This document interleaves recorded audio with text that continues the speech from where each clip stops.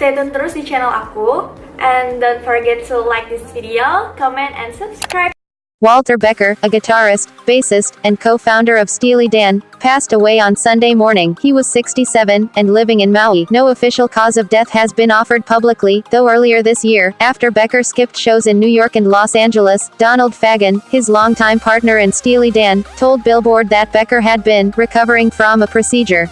Becker was born in Queens, and he graduated from Stuyvesant, one of New York's most selective public high schools, in 1968. He and Fagen met at Bard, a liberal arts college in Annandale-on-Hudson, and started playing together as undergraduates. At one point, they formed a group called the Leather Canary, which also featured the comedian Chevy Chase on drums. Steely Dan coalesced in 1971, after Becker dropped out of Bard, and he and Fagen moved west, to California.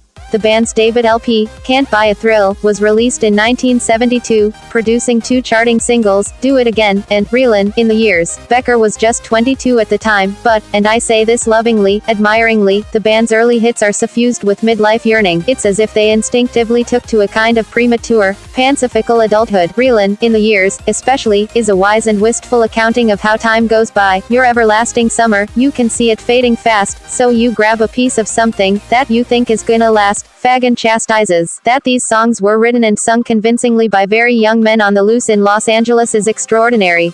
When Steely Dan first appeared on American Bandstand, in 1973, Dick Clark adopted a solemn, nearly professorial keen before describing the band as thinking person's music. The implication was, if you want to party, keep moving along. Fagen and Becker had a reputation for being cerebral, meticulous, and high-minded. Their songs are terrifically complex, structurally, mapping one harmonically could take days. The transitions between phases are so expert as to feel invisible, yet the cumulative effect is nonetheless transporting. When a person reappears on the other side of a Steely Dan song, she feels as if she's been floated somewhere different. It's disorienting in the way that waking up to a new season is disorienting. It's not uncommon to look back and think, wait, what day is it?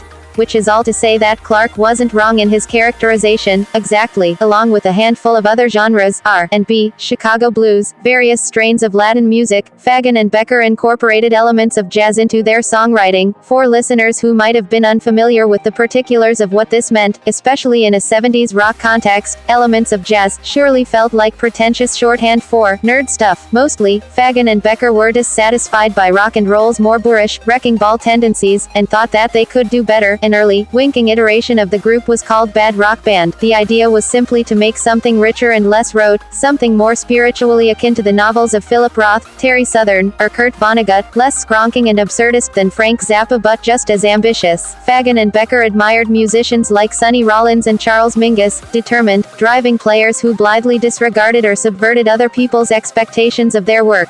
Of course, it is difficult to be extremely serious for long without also being funny. From the start, Steely Dan lampooned itself, taking its name from a masturbatory device, the imposing, strap-on rubber dildo in William Burroughs's Naked Lunch. Though critics will, and should, cite and celebrate Becker and Fagen's chops as musicians and arrangers, I've always most admired their circuitous, clever lyrics. There are rambling, playful songs about gamblers, financial markets, space aliens, and the strange consolations of the recently dumped. I kinda like frying up my sad cuisine, getting in bed, curling up with a girly magazine. The band could be poignant, too. Dirty Work, from Can't Buy a Thrill, is a part resigned, part indignant ode to being used, mercilessly, by someone you love. Deacon Blues, from the band's 1978 album, Aja, is sort of about college football and sort of about jazz, but mostly about reckoning with your own failures.